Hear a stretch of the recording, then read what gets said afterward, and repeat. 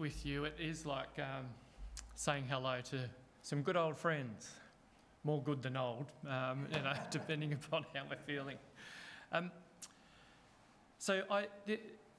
It's a very tongue-twistery topic. Jesus cross, not Jesus cross, Jesus cross. And we want to spend some time thinking about the physical cross of Jesus.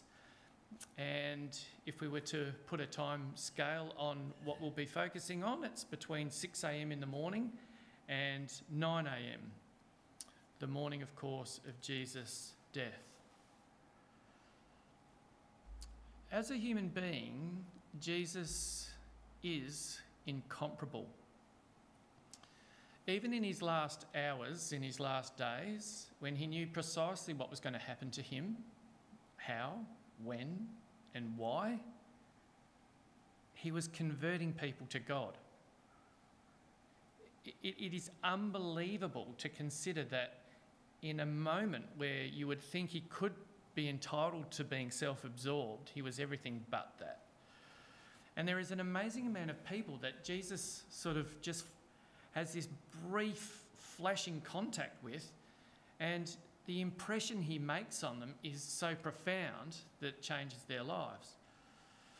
So, we'll be talking about some of the individuals and the impressions that Jesus made on them throughout tonight's discussion as we sort of focus and explore Jesus' cross.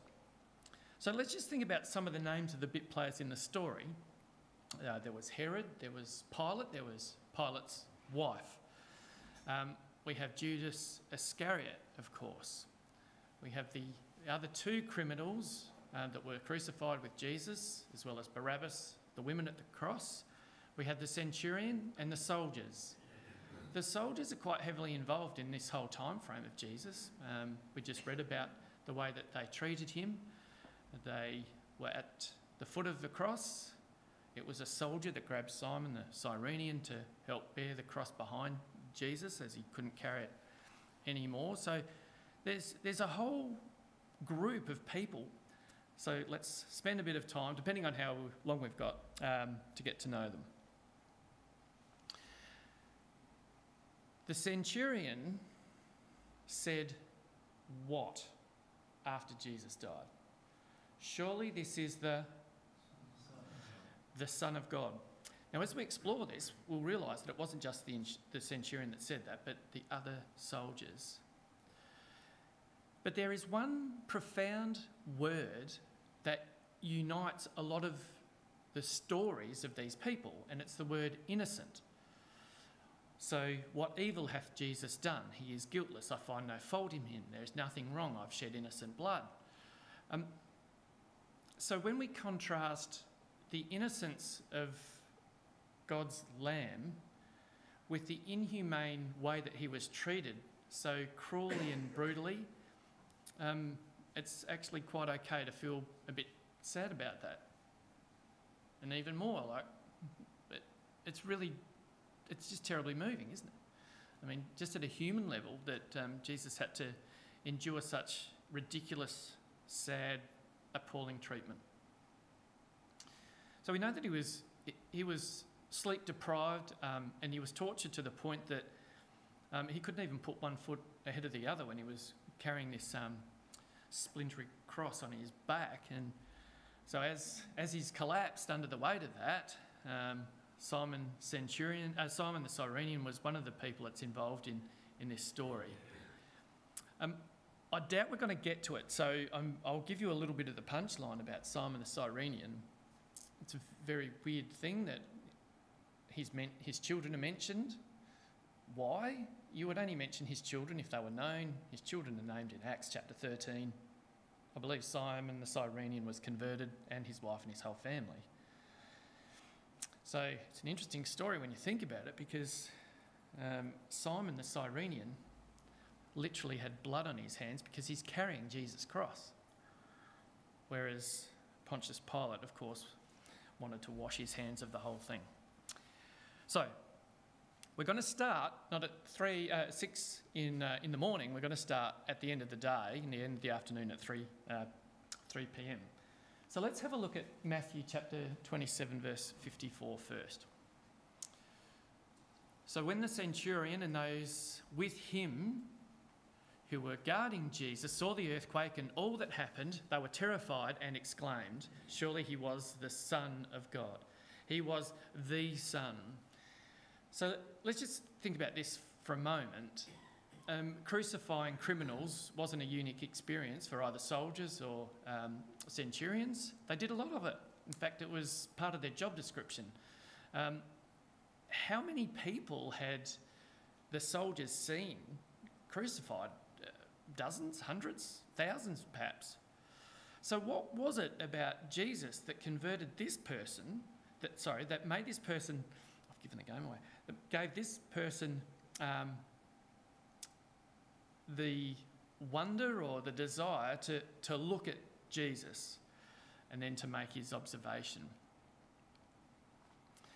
So some modern translations water this conversational piece that the centurion and other soldiers say by not giving the definite article and removing that to say, oh, surely this was a son of God. There's no biblical evidence for that. It's a definite article. He was saying this was God's son. Well, what's going on around this time? Well, the sun's not shining, the earth is quaking, the veil is rending in two, and it's not too long later, and the dead have arisen. So this whole maelstrom of events caused this observation. So let's go back a day. So the priests are screaming at Pilate. And their criticism was that Jesus had called himself the Son of God. And this blasphemy was reason enough, they thought, for Jesus to be crucified and go through all of this. The cross. So let's just imagine the cross for a moment. And the question I have is, what shape is the cross? Like, there's a few different options. So when we have a look at flags, are a really interesting example of how crosses are used for symbols. When we think about the traditional cross, there's several ideas. So the first of those is something that's a bit like a plus sign, maybe a little bit shortened at the ends, or a T. So when we have a look at, say, I think that's the St Andrew's cross, isn't it? The one in the middle. The Latin word to describe that cross is a crux decussata. Deca meaning, so it looks like the Roman symbol for 10. So we can sort of get that in our heads. But the actual word that's used to describe the cross is simply a straight pole. So if you ever have a discussion with Jehovah's Witnesses on this topic, they sort of get a bit agitated when you try to describe a cross, because they say, oh no, well, it was just like, the serpent in the Old Testament, it was just one torture stake. I don't think that's right. It's possible, but I don't think that's right. I also don't believe the cross was in the shape of a T. So if we think about it, Jesus was going to have his hands spread, and he was going to have his hands pierced as well as his feet.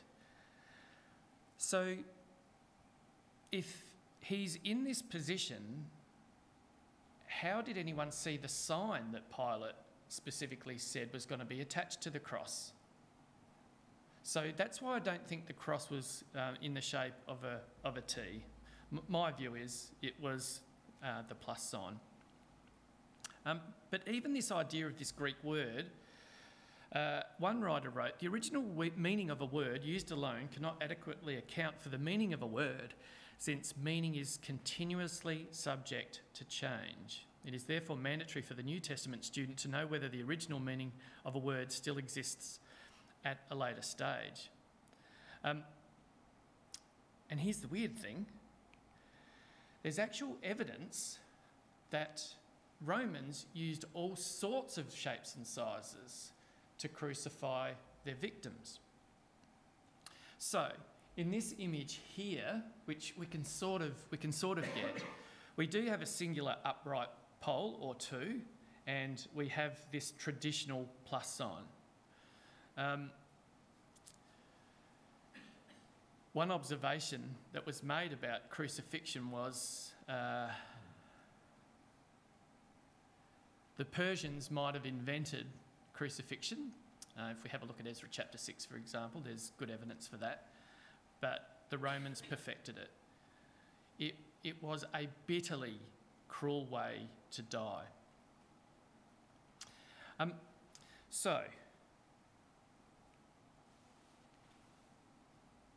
one account by Seneca the Younger, which in the 1st century, said this: "I see before me crosses not all alike, but different, made by different peoples. Some hang a man head downwards, some force a stick upwards through his groin." Now, this is pretty horrific. Some stretch out his arms on a forked gibbet. So one thing that's a little bit terrifying about this image is you can just sort of capture the poor chap who's on your left. His hand has actually burst through the nail. Reuben painted in 1620 this image that you'll notice has two nails in Jesus' feet, but at other times he painted Jesus with just one nail through his feet that was driven through the Achilles. So Dr. James would say that the Achilles is one of the strongest tendons in the body. So rather sadly, if you have a nail embedded in that, it would leave a lot of bruising in your heel. That sounds pretty familiar. John chapter 21, verse 18 and 19. "Truly, truly, I say to you, says Jesus, when you were younger, you used to gird yourself and walk wherever you wished. But when you grow old, you will stretch out your hands." So he is talking about the process of some disciples' death. Thomas said, "Well, I want to see the holes made in your hands," plural. So whether Jesus' nail was through his palm or perhaps through the tibia and fibula, Paulo, is that about right? What are these bones called? Radius and ulna. Yes, well, they're the other ones. That's right. I think I've only broken two of those bones, so I've forgotten about the radius and ulna. So this whole picture is really, it's just gruesome, isn't it? It's terrible. And it was designed to maximise the pain that a death of a victim would feel. Now, sometimes crucified prisoners lasted for days, which is just really heartrending to consider. In Jesus' case, he lasted on that cross for approximately 6 hours. So if we just have a look at Mark chapter 6, our reading, we'll notice from verse 6 that there was a particular custom. And this custom was known as the Paschal pardon, the pardon of Passover. Now, verse 6, "It was the custom at the festival to release a prisoner whom the people requested. A man called Barabbas was in prison with the insurrectionists who had committed murder in the uprising." So this is very early in the morning. And now, despite that, there is an enormous crowd. And there are 4 different accounts of Jesus' sentencing and death. But all of them agree, as I've referenced previously, that Pilate was very reticent to pronounce Jesus as guilty. In fact, he almost did everything he possibly could to get him off this crucifixion charge. He did almost everything. So he's become famous in history for the washing of hands, which in the last couple of years we've had to do an awful lot of. They said at this trial, the Jews that is, that, well, whatever the outcome, let his blood be on us and our children. And it reminds us that we ought to be careful what we wish for. So they have this custom. But interestingly, this custom isn't really recorded in any other historical document. So you sort of wonder whether it was just a Jerusalem sort of based piece of governance.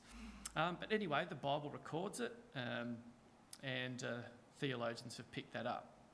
All right, Pilate says, well, I'll give you what you want. I will give you Barabbas. Who was Barabbas? Well, we're going to have a look at John chapter 18 and verse 40. The best word to describe Barabbas, I reckon, is a grub. But he's a grub that God wanted us to know about. Really peculiarly, he's mentioned by name in not one gospel or two, but 4. There is very few events, including Jesus' birth, that are mentioned in all 4 gospels. So we need to ask ourselves, well, why? Now, I know that I've sent you all off to John chapter 18 and verse 40, but can I ask, has anyone got an NIV in front of them? Paulo, would you mind just heading back to Matthew chapter 27 and verses 16 and 17?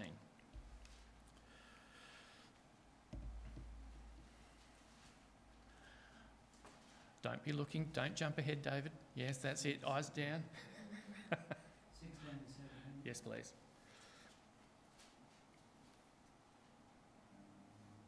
At that time, they had a notorious prisoner called Barabbas. So when the crowd had gathered, Pilate asked them, which one do you want me to release to you, Barabbas or Jesus, who is called Christ? Okay, do you have the NIV? Yeah. Right, stay tuned. My NIV reads slightly differently. Mine's the early one. Oh, is that right? Well, well, you've really taken the wind out of my sails, Paulo. I'm going to give you the new NIV version, which says this. At that time, they had a well-known prisoner whose name was Jesus Barabbas. So when the crowd had gathered, Pilate asked them, which one do you want me to release to you?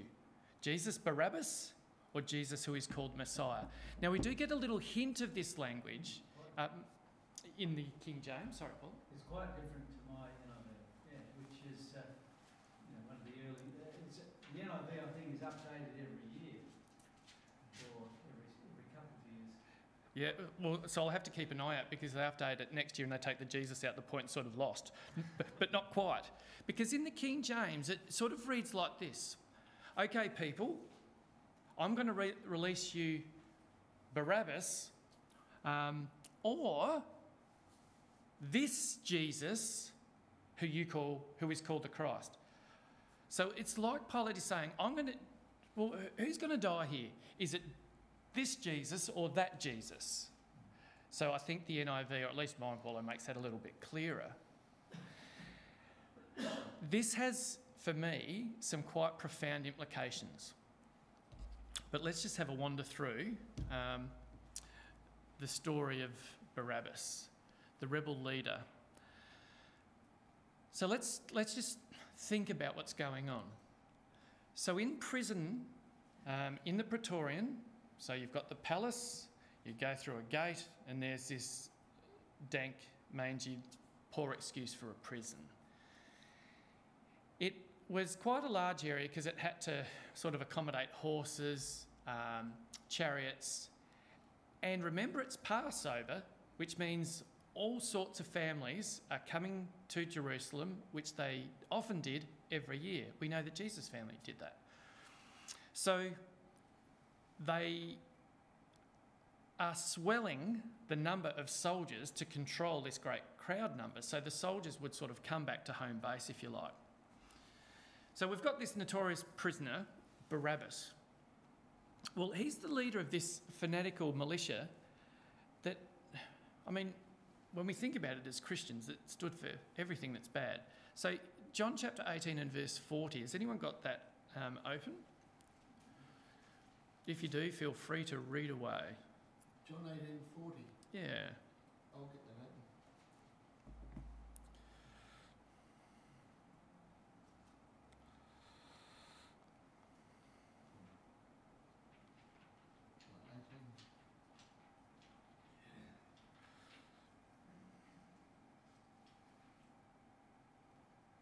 Now I'm all nervous.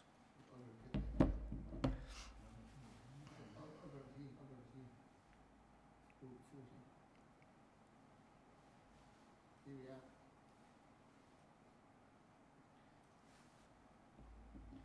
They shouted back, "No, not him. Give us Barabbas." Now Barabbas had taken part in an uprising. So what was the uprising? So the King James Version describes him as a robber. There's really different language when you try to look at a definition of a thief, which is sort of someone who's crafty, almost artistic in what they're purloining, versus this idea of being a robber. So his rap sheet. He's a robber, we've just read that. He's a notorious insurrectionist. We know from Matthew and Mark that he's a murderer. So it's odd, isn't it, that you've got this criminal on death row who has the rarefied honour of appearing in all of 4 gospel records. So some thieves will sort of steal everything that isn't nailed down, especially if you visit a Sheraton and there's some conditioners and some shampoos and some soaps. But he wasn't this type of guy. He stole with violence. That's what this word robber has behind it. But he wasn't the only one of his gang that was caught. Remember, he is part of this other group of insurrectionists that were in jail in the Praetorian with him. I'll give you Barabbas. Barabbas, let's think about his name just for a moment. So Bar means son of, Abba means father. Now this is quite an odd name. I don't know whether it was his nickname or his real name, but he's the son of a father. Well, aren't we all? But it can also mean, Abba can also mean rabbi. So this is quite an interesting juxtaposition with Jesus, okay? So what Israel is saying is we potentially want the son of a rabbi. We want the law in preference to this person whose theme was grace, meekness, humility, compassion. I sort of find that quite astounding. But if his name meant the son of a father, it stands in stark contrast to the Lord Jesus Christ, who we read about in Matthew chapter 27, when the centurion and the soldiers said, "Surely this is the son of the Father." You see how there's this sort of weird juxtaposition going on. So the Jews wanted salvation by the law rather than choose Jesus. No, they chose Jesus. They just chose the wrong Jesus. So let's talk about the pre-crucifixion modus operandi of Roman soldiers. We probably know this quite well. So a victim was softened up by being tied generally to an upright pole. The Roman soldiers would stand on either side of the victim with a whip, which is known as a flagellum. I guess we get the word to flagellate, from that idea. And this, at the end of the whip, which was made from sort of leather thongs, they would embed things like teeth, bits of bone, and even bits of lead and iron. And the effect that the whipping had on either side was, when you're driving through a freshly sort of sown cereal crop, you see, you see sort of furrows. Well, this is referenced in the Songs of Degrees. I think it's about, I want to say Psalm 126. It's around there. But it actually says of Jesus that they would plough furrows down my back. And so you can imagine it, one whipping on one side, one whipping on the other. Now, sometimes the punishment was so intense that the victim would expire just from the beating. I'm guessing it was designed so the crucifixion process wouldn't last for days. And of course, in Jesus' case, he was chronically sleep deprived, had nothing to eat, nothing to drink. Thankfully, he was spared a long crucifixion. So the image up there, that's Jesus, isn't it? So just think about Barabbas, who's in this little grotty prison cell. What is he listening to? So he can hear a crowd screaming out, "Crucify him, crucify him, crucify him." And he can hear one name, Barabbas. So he's in his cell thinking, even the crowd is calling out for my crucifixion. Remember, the crowd isn't calling out Jesus Christ, they're calling Barabbas. We want Barabbas. So there's no food, there's no toilet, there's just this grip of fear. There's no one there to tend the wounds, flogged, scourged, whipped, spat on, hair pulled, sworn at, hands splintered. Why do I say hands splintered? Well, again, part of the modus operandi of a Roman crucifixion was the victim had to construct their own cross. So there was planks of rough wood and nails, and you'd have to sort of belt that T-piece together. I think that some of the victims who had been beaten up so much had no capacity to build their own cross. Thus, the soldiers just got one great big chunk of wood, buried it in the ground, and nailed these poor people to them.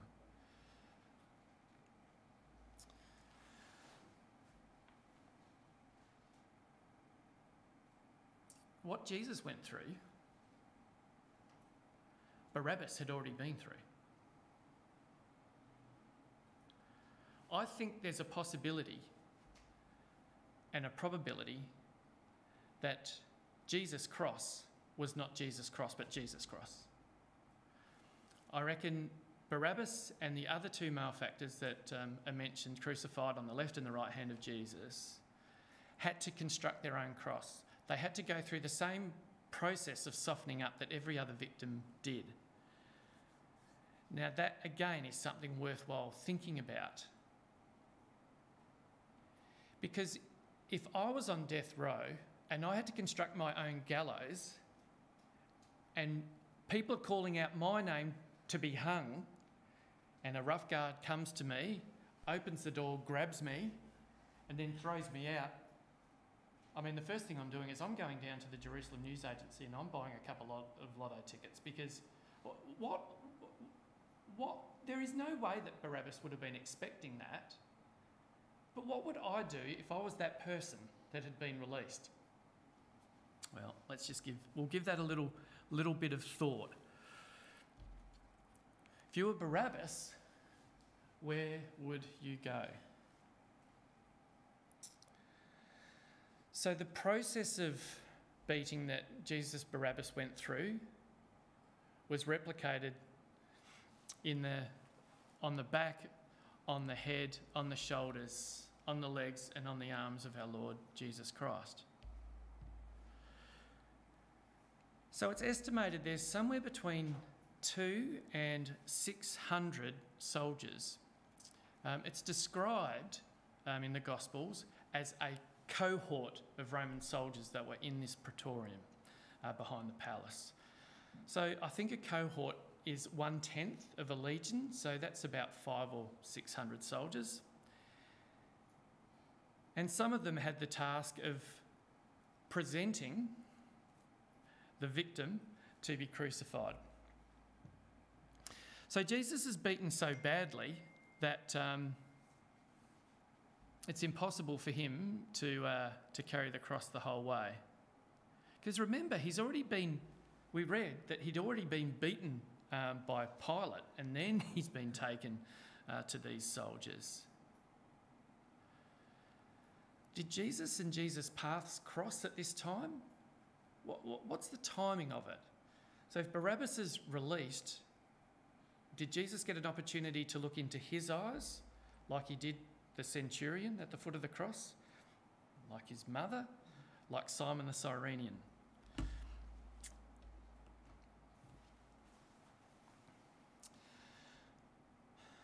So drinking probably starts pretty early for these Roman soldiers. I said in the little spiel that David asked me to produce that they're an uncouth, bawdy bunch. I mean, how could you with any heart or any conscience treat anyone sort of like this, you know? Anyway, they grabbed Jesus from his cell. They stripped him, they strapped him to a pole, and they mercilessly whipped him. And it's terrible. Now, we do have a little bit of time, so I'm just going to spend some time dealing with Simon the Cyrenian. As the soldiers led him away, they seized by the scruff of the neck one Simon of Cyrene, who was coming in from the country, and laid and laid on him the cross to carry it behind Jesus. Now, some of us might have actually seen this image before, right? So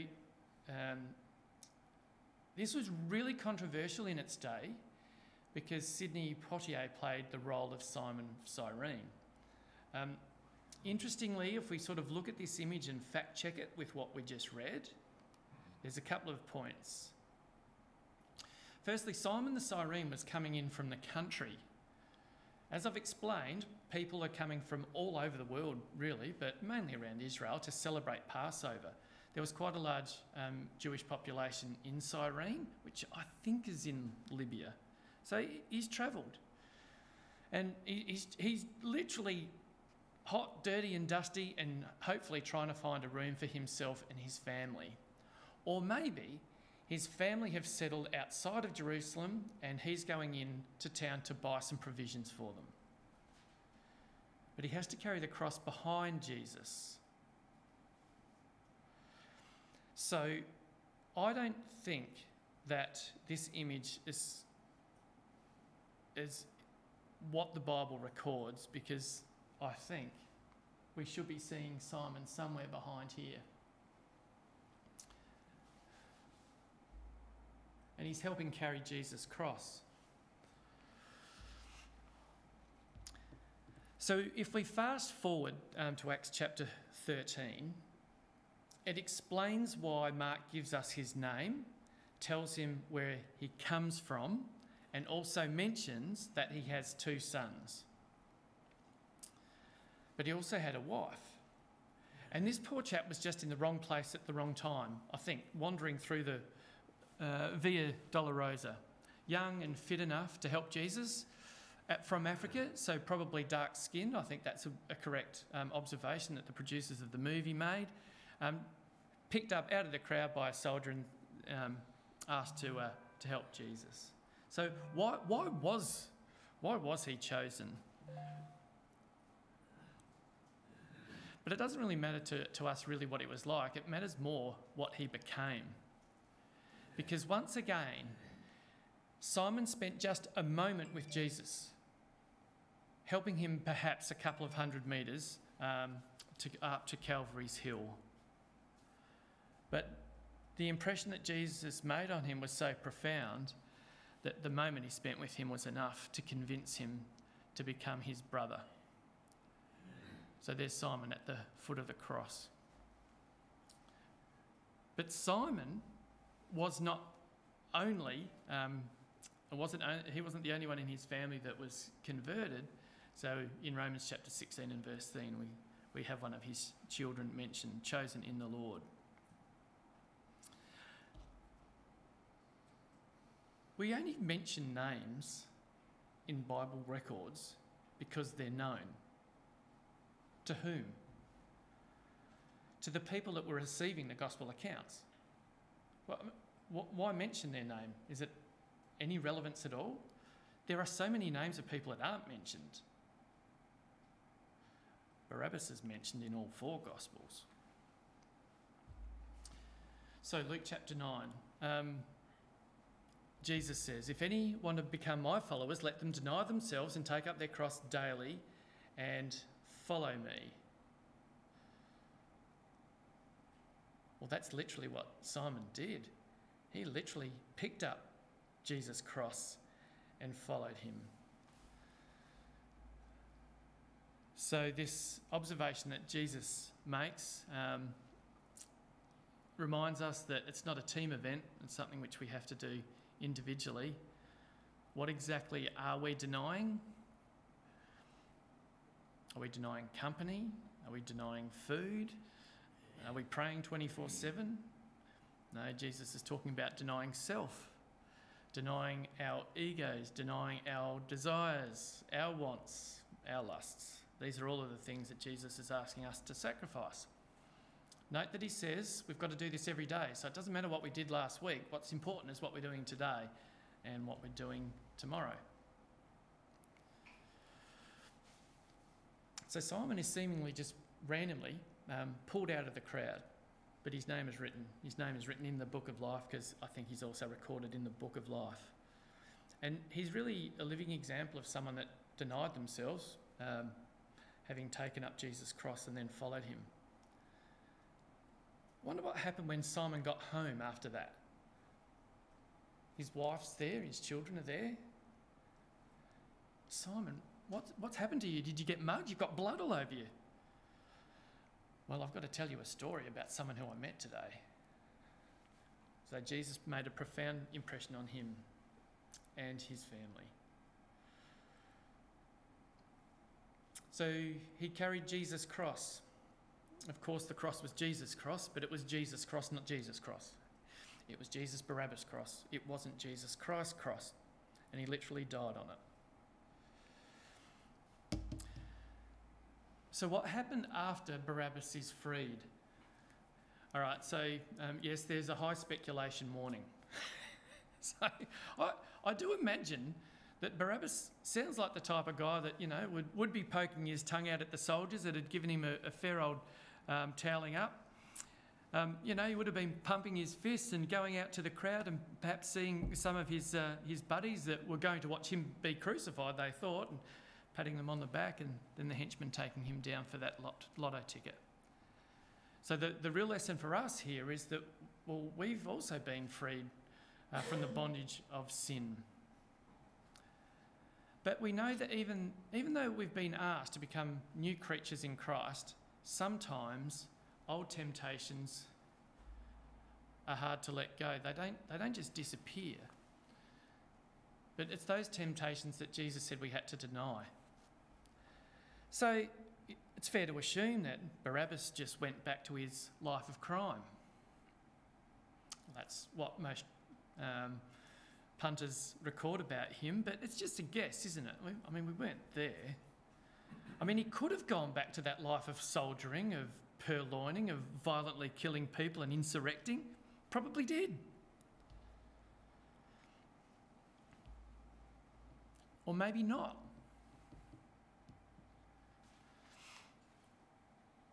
I build the gallows.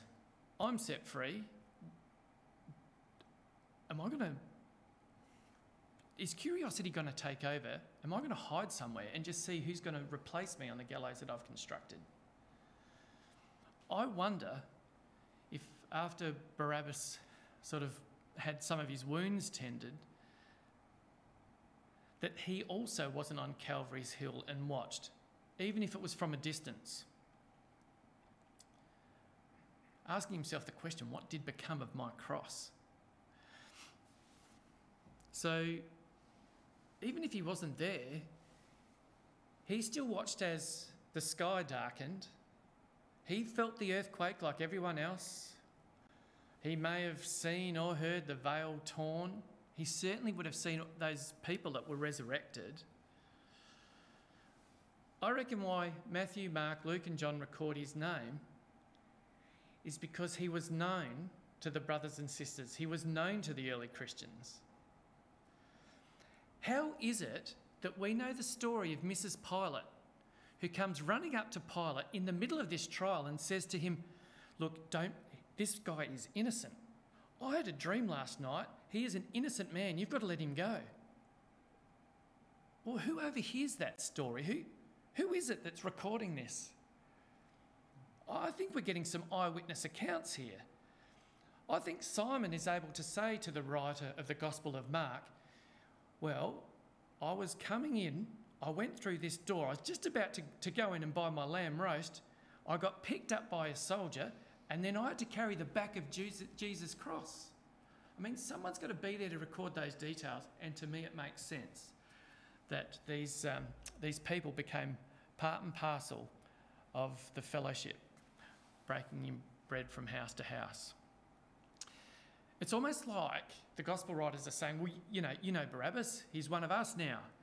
And wouldn't it be just absolutely amazing for children and young people and youths to be given a first-hand account of what Jesus Barabbas went through before a conversion?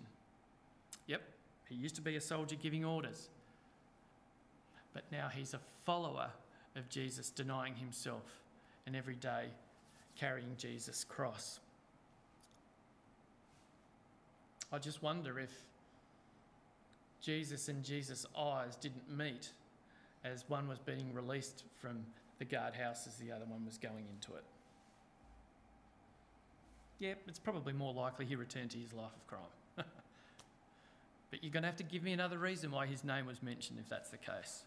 Is it so implausible that Jesus could convert Pilate's wife, Simon the Cyrenian, the other malefactor? Remember the other guy on the cross? He is converted while being there on the cross. Jesus convert all these people in not his name's sake? Or maybe it's a bit romantic, but I think he did.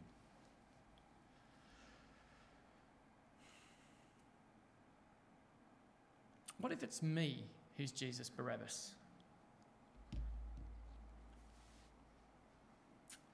If I'm Jesus Barabbas, am I going to be returning to my life of crime, or am I going to take some interest in this person who's taken my place? Well, I think if you did see that, seeing how Jesus was dying on that cross would have made him feel sort of sick in the stomach, that it could well have been him only a couple of hours ago.